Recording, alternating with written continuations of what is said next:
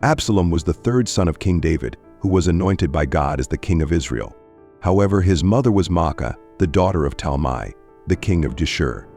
Maacah was not an Israelite, but came from a foreign kingdom, which contributed to shaping Absalom's special connection with Geshur later in his life.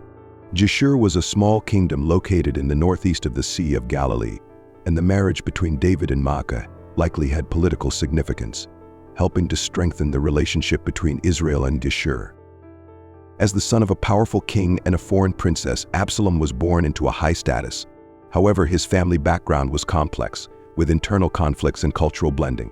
Absalom's foreign origins might have made him feel different from his other siblings, especially when he faced the tragedies in his family. Absalom's appearance and personality, 2 Samuel 14:25-26. Absalom not only stood out because of his heritage but was also described as the most handsome man in all Israel. The Bible emphasizes that there was no blemish on him from head to toe, which highlights not only his physical beauty, but also his perfection and charm in the eyes of the people. Absalom's striking appearance helped him easily win the hearts of others, which he later used to consolidate his power and plot a rebellion.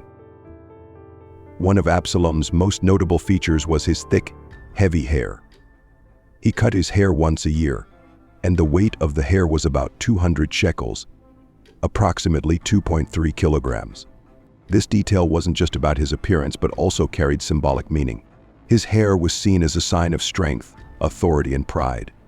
However, this very hair would lead to his tragic death when it became entangled in a tree branch during his escape. The incident of Tamar and Amnon, 2 Samuel 13:1-22. Tamar, Absalom's sister.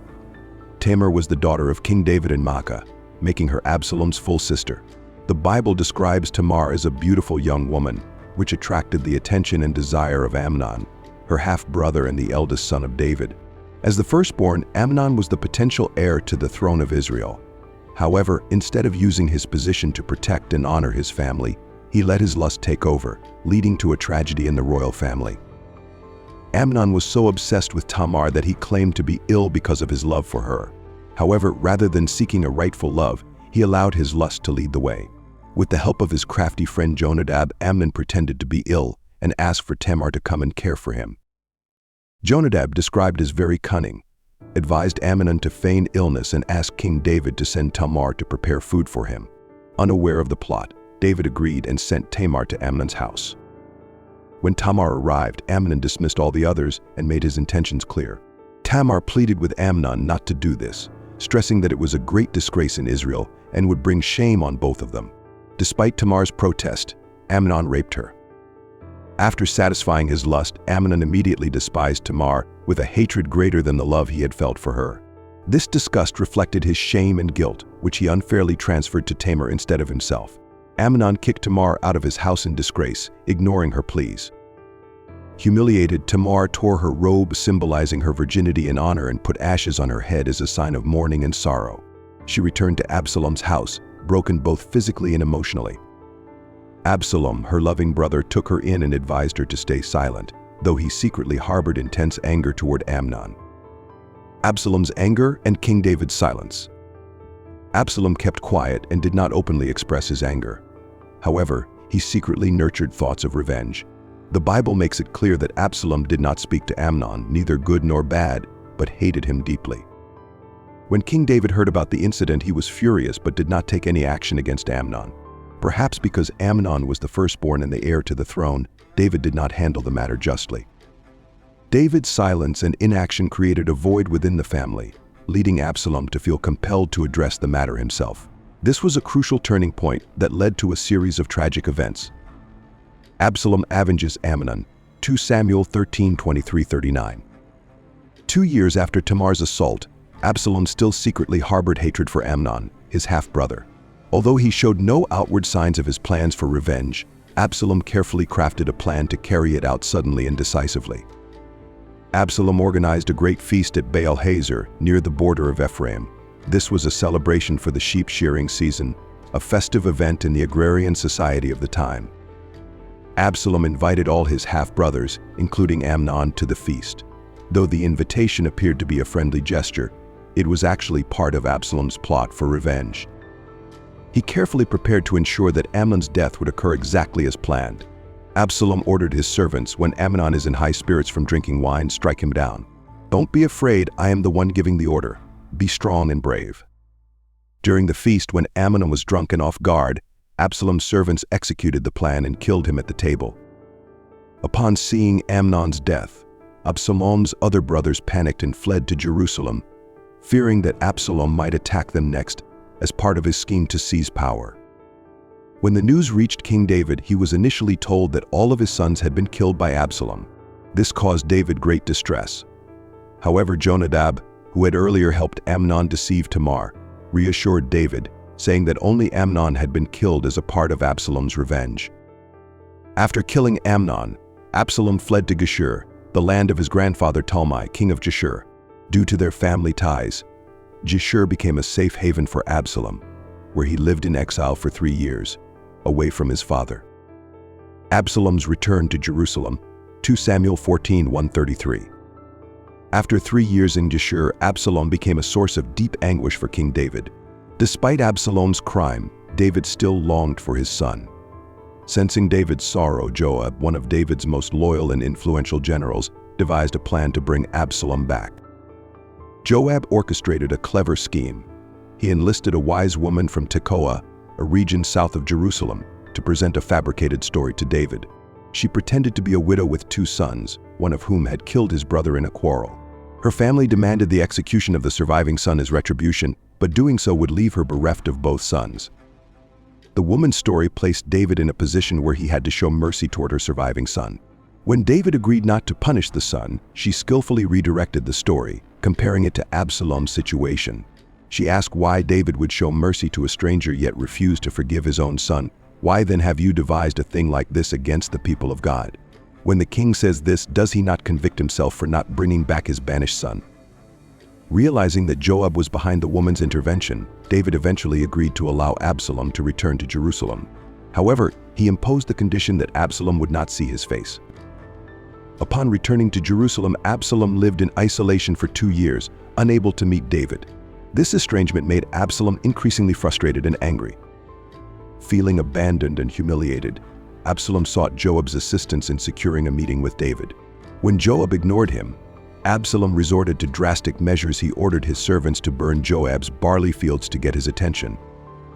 When Joab confronted him, Absalom demanded, "Why have I come from Ger? It would be better for me if I were still there. Now then, let me see the king's face, and if I am guilty of anything, let him put me to death." Joab, recognizing the urgency, went to David and persuaded him to meet with Absalom. David agreed. When Absalom came before the king, he bowed down with his face to the ground in front of David, showing respect and submission. David kissed Absalom, symbolizing forgiveness and reconciliation. Absalom's rebellion, 2 Samuel 15:1-12.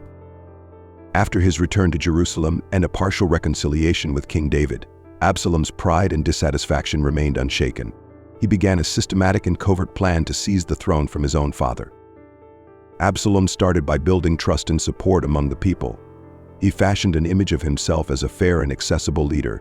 He prepared a chariot for himself, along with 50 men to run ahead of him, signaling authority and grandeur. Absalom positioned himself at the city gate, where people came to seek justice or to present their cases to the king. He approached each person, inquiring where they were from, and expressed his concern for their issues. Absalom would say to them, "Your claims are good and right, but there is no one appointed by the king to listen to you. If only I were made judge in the land. Then everyone who had a complaint or a case could come to me, and I would see that they receive justice." Through these actions, Absalom won the hearts of many in Israel, causing them to believe he was more concerned for their well-being than King David. He kissed the hands of those who came to him as a sign of respect and closeness. Over 4 years, Absalom gradually gained the loyalty of many Israelites. The Bible notes, Absalom stole the hearts of the people of Israel. Absalom not only secretly built his influence but also began to undermine the people's loyalty to David. His growing popularity, coupled with his image as just and approachable, laid the foundation for his eventual rebellion. Once he had secured the trust of many, Absalom took the next step in his plan to claim the throne. He chose Hebron as the place to declare himself king. This was a strategic and symbolic choice. Hebron was the city where David had been anointed as king of Judah before reigning over all Israel. It was associated with the patriarch Abraham and was viewed as a sacred and political center. By declaring himself king in Hebron, Absalom aimed to legitimize his claim to the throne and evoke the memory of David's early reign, drawing support from the people. Absalom requested permission from David to go to Hebron, citing a vow made to the Lord. "Please let me go to Hebron to fulfill a vow I made to the Lord. While I was at Geshur in Aram, I made this vow, if the Lord takes me back to Jerusalem, I will worship the Lord." David, unaware of Absalom's true intentions, granted his request. Upon arriving in Hebron, Absalom quickly set his plan in motion. He sent messengers throughout the tribes of Israel to proclaim, "When you hear the sound of the trumpet, then say, 'Absalom is king in Hebron.'" He gained significant support, including from Ahithophel, one of David's trusted advisors.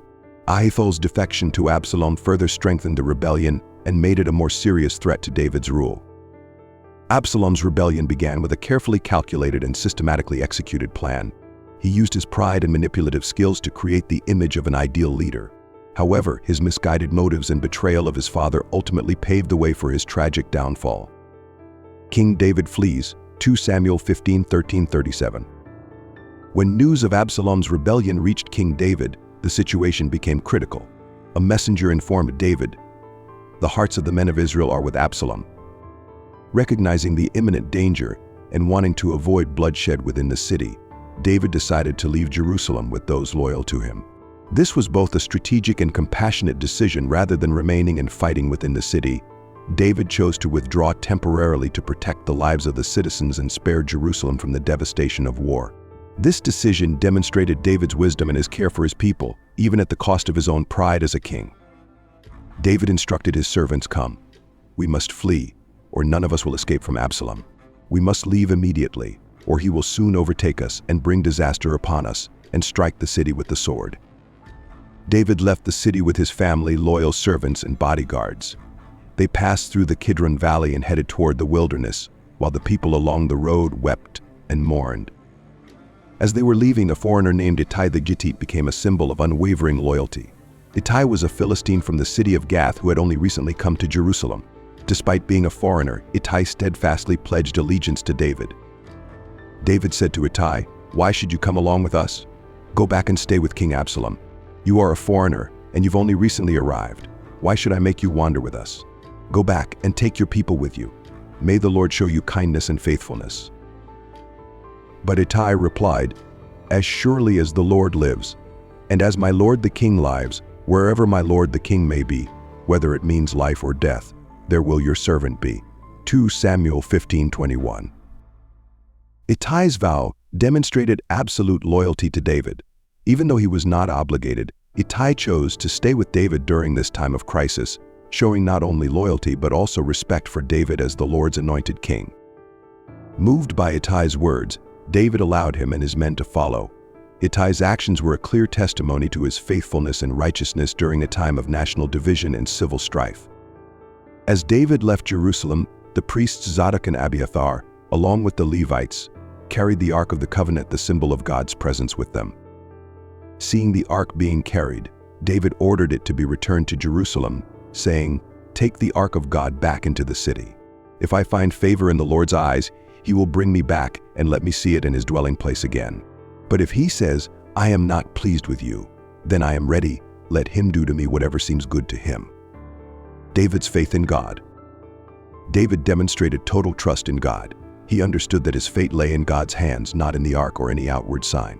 He recognized that the ark belonged to Israel and must remain in Jerusalem, the center of worship. David did not treat the ark as a good luck charm for his own protection. Instead, he submitted his fate entirely to God's will.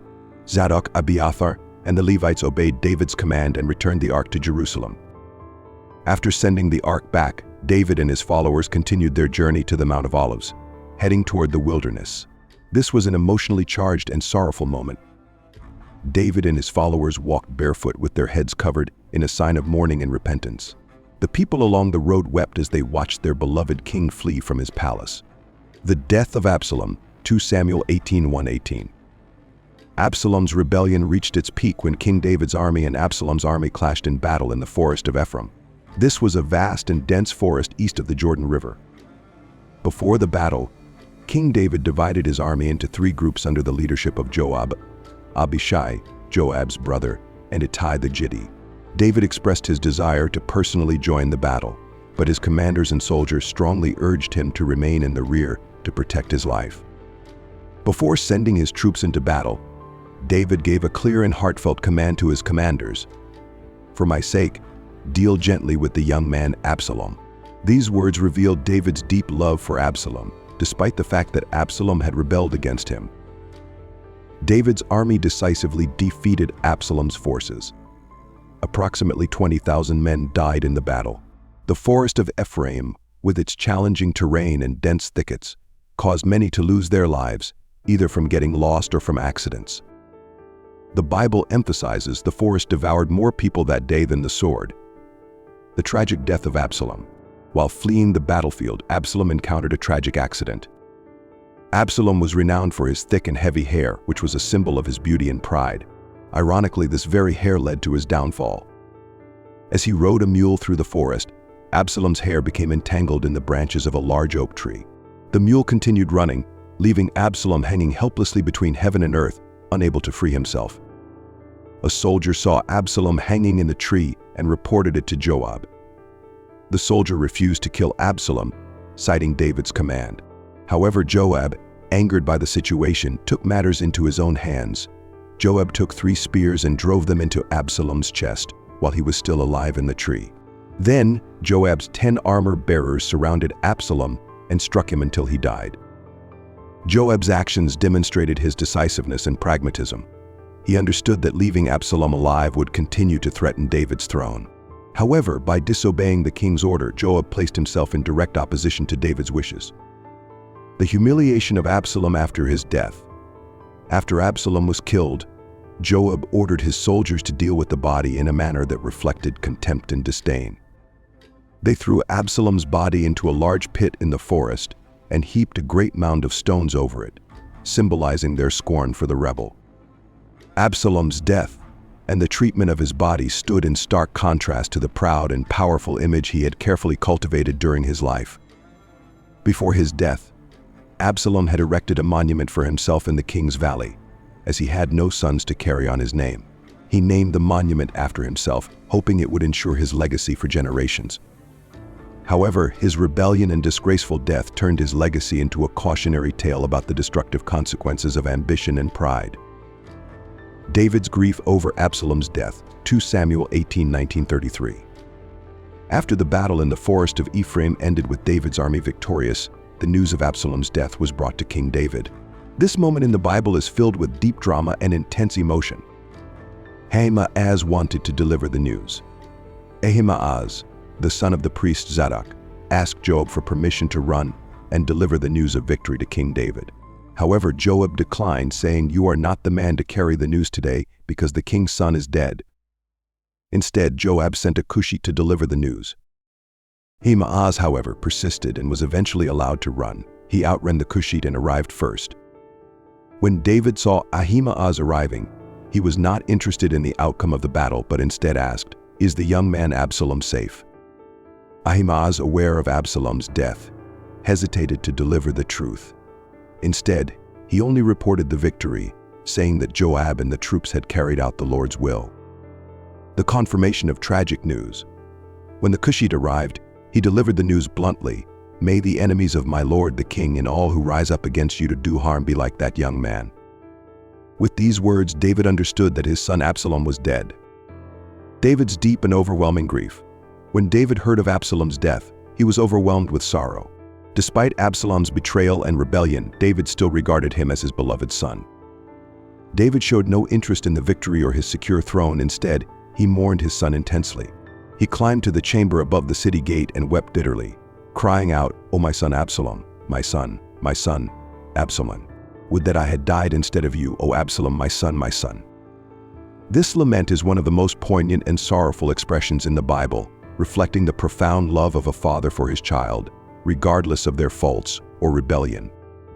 David's public display of grief resonated throughout the city gate, causing his soldiers who had risked their lives for his protection and the kingdom's victory to feel ashamed and dejected. They returned to the city in silence, as if they had been defeated instead of victorious. Joab confronted David. Joab, known for his practicality and focus on the kingdom's welfare, confronted David harshly. "You have humiliated all your servants today, who have saved your life, the lives of your sons and daughters, your wives, and your concubines, because you love those who hate you and hate those who love you. You have made it clear today that commanders and servants mean nothing to you. I see that if Absalom were alive and all of us were dead, you would be pleased." Joab then gave David a stark warning. "Now arise, go out and encourage your servants, for I swear by the Lord, if you do not a man will remain with you by nightfall. This will be worse for you than all the evil that has come upon you from your youth until now." Joab's words reminded David of his responsibility as king. Though harsh, Joab's rebuke awakened David to his duty to lead and care for his kingdom and soldiers. Theological and ethical significance. The story of Absalom and David is a profound reminder of the far-reaching consequences of sin. David's past sins with Bathsheba and Uriah, 2 Samuel 11, set off a chain of tragedies within his family, fulfilling Nathan's prophecy, "The sword shall never depart from your house." This story also reflects the tension between justice and mercy. While David deeply loved Absalom, his failure to bring justice to Amnon's crime led to catastrophic outcomes within his family and kingdom. David's humanity and faith. Though flawed, David serves as an example of repentance and trust in God. Despite facing painful consequences, David continued to rely on God's righteousness and mercy. Balancing emotions and leadership, David's grief over Absalom illustrates the struggle between personal emotions and the responsibilities of leadership. His actions serve as a reminder of the importance of balancing love, justice, and accountability. Lessons from Absalom's story. Family leadership and justice. David's passivity in addressing Amnon's crime against Tamar created a void that escalated into rebellion and bloodshed. This highlights the importance of justice and reconciliation within a family. Lack of justice. When Amnon raped Tamar, David was furious but failed to take action. As a king and father, David should have administered justice. His silence allowed resentment and division to grow within his family. Consequences of family discord. The division and conflict within David's family ultimately led to Absalom's rebellion, resulting in the deaths of Amnon, thousands of soldiers, and finally Absalom himself. This story illustrates how unresolved conflict can lead to destruction. Absalom was gifted with many admirable qualities, including beauty, charisma, and leadership. However, his unchecked ambition and pride became his downfall. Absalom's thick, heavy hair, a source of pride and vanity, ironically became the cause of his death. This serves as a metaphor for the destructive nature of unchecked pride and ambition. The danger of misusing influence. Absalom used charm and deceit to win the people's favor, portraying himself as a fair and just leader. While this helped him gain popularity, it ultimately led to betrayal and bloodshed. Unchecked ambition and arrogance lead to self-destruction. Those who abuse trust and defy sacred relationships face severe consequences. A father's unconditional love. One of the most striking aspects of the story is David's unwavering love for Absalom. Despite Absalom's rebellion and threat to the kingdom, David's love for his son never wavered. David's mercy toward Absalom. Before the battle, David instructed his commanders to treat Absalom gently, even though he was the enemy. When David heard of Absalom's death, his grief was profound and heartfelt. "O Absalom, my son, would that I had died instead of you." A reflection of God's love, David's love for Absalom mirrors God's unconditional love for humanity. Despite humanity's rebellion and sin, God desires reconciliation and restoration. Practical applications. The story of Absalom and David offers valuable lessons for leadership, family dynamics, and personal character. Lead with justice and love. Effective leadership, whether in a family or a kingdom, requires balancing justice and compassion. Ignoring sin or conflict can lead to devastating consequences.